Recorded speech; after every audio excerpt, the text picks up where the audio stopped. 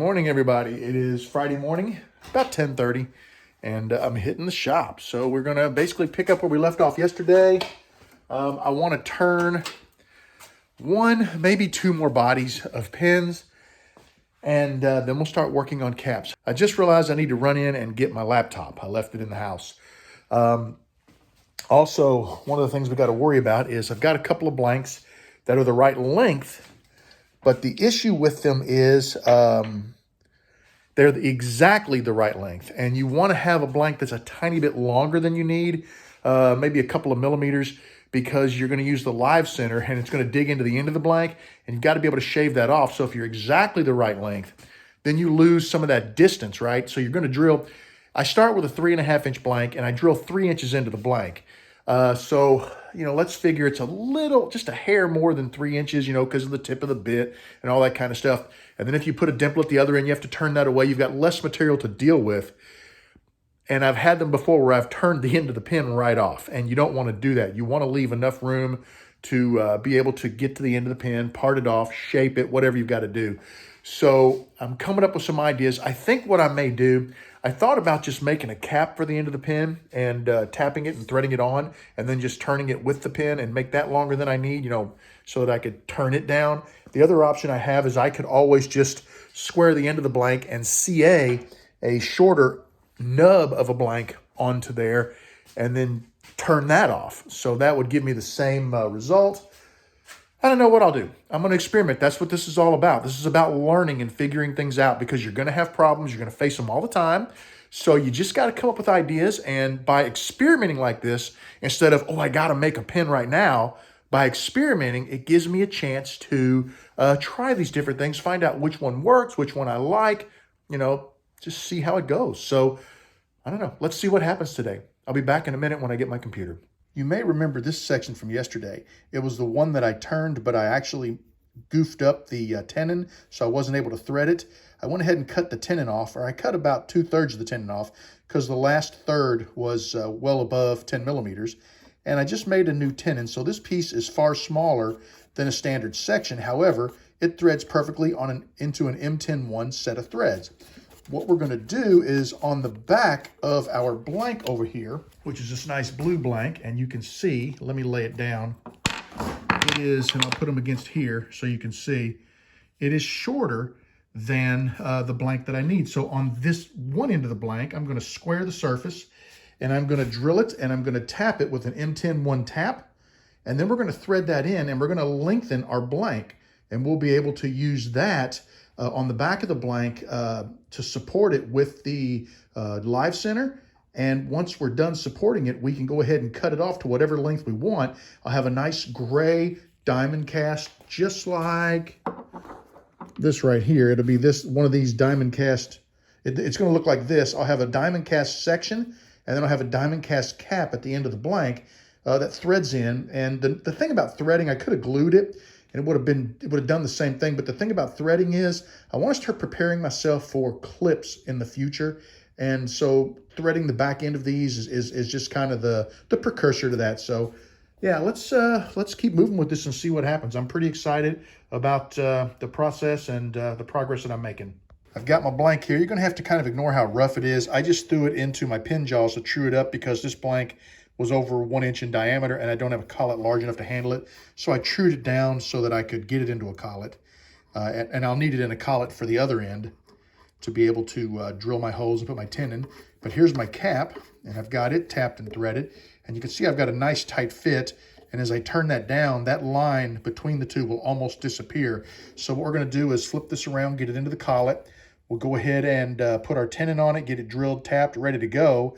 And then we can put it onto a mandrel, and we can put our live center right here, shape it, and then we can just cut off what we don't need where that dimple is, and get a really nice shape. And this will be a super accent along with the silver diamond cast section.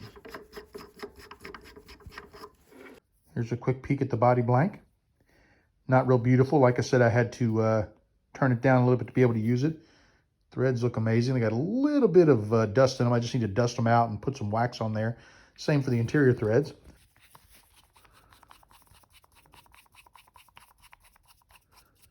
The hole does not go all the way through the blank. I'm not sure how much room I have here between the interior hole for the converter and where the cap goes in, but it doesn't really matter because we do have a block there. So this can go on the lathe on a mandrel and it can be shaped, and then we'll trim this off.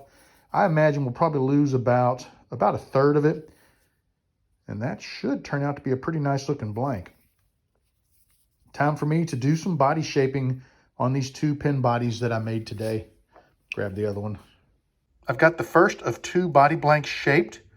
Absolutely love the shape. It's ready to be sanded. This is just turned with a skew. I got the dimple out of the end of it, so I'm happy about that.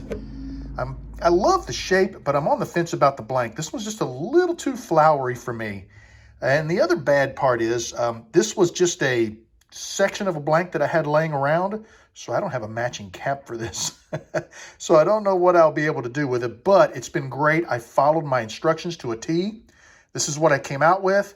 That means my instructions are good. I've got one more to do, and then we'll start thinking about caps. Body turned out really nice. I went ahead and stuck a section and a fountain pen nib in there. I love the blank. It's just, I don't know what I'm going to do with it. I don't have any more of it. It was a scrap piece, and that's why I used it, because I'm learning. I wasn't sure what to do for a cap. So if you have any suggestions for cap colors, let me know. I'll have to dig through my pile of pieces and see what I have. My blank has been sanded down to 600. Take a look at the end down here where I put the cap. Now take a look at the gap all the way around. There is virtually no gap. It looks like one piece of material.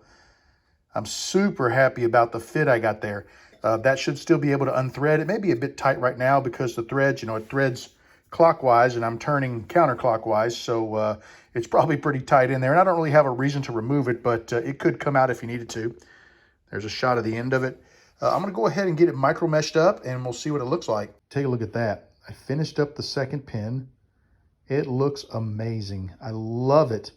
I just need to make a cap for it.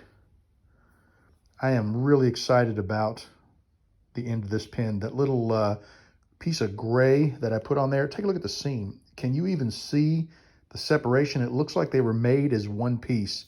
Can't believe I got that nice of a seam. The section looks great. Yeah, this is great. I love this. It's a beauty. Here's my cap, and I've got it threaded. It's ready to be put on a mandrel and shaped. And this is my mandrel. Normally you grab it in the chuck like this, and it fits into the blank. But in order to allow me to shape the end of the blank a little more, I stepped down the inside of the blank, so you can see the mandrel doesn't fit all the way in.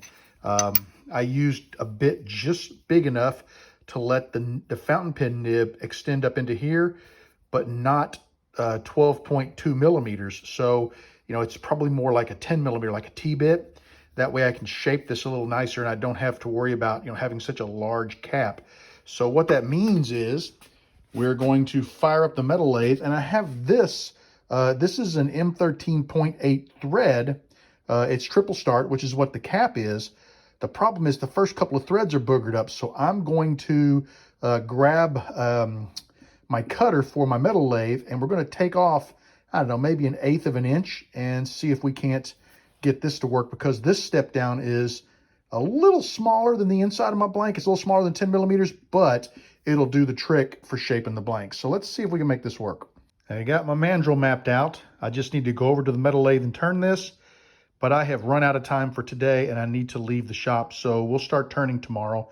We also have someone in the shop tomorrow who we're going to be working with and giving a pin turning lesson to, a young man who got a new lathe for Christmas. So I'm friends with his dad, and I invited him over, and we're going to do some pin turning lessons.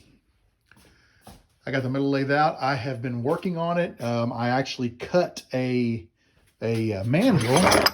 Matter of fact, there it is right there. That's the initial part, and I was getting ready to cut this part, which needs to be 12.99 millimeters. Turns out this is only like 12.64, so that one didn't work, and I had to go with the larger rod. But we're making good time. It's going to be it for me tonight. I really hate it because I was excited about using the metal lathe, making the mandrel. Once I make the mandrel and I get it dialed in, I'm going to order some stainless steel, something probably larger than ½ inch, because ½ inch is about 12.64, somewhere in there, millimeters. I don't remember. It's too small. So I probably order some 3/4 inch stainless steel rod.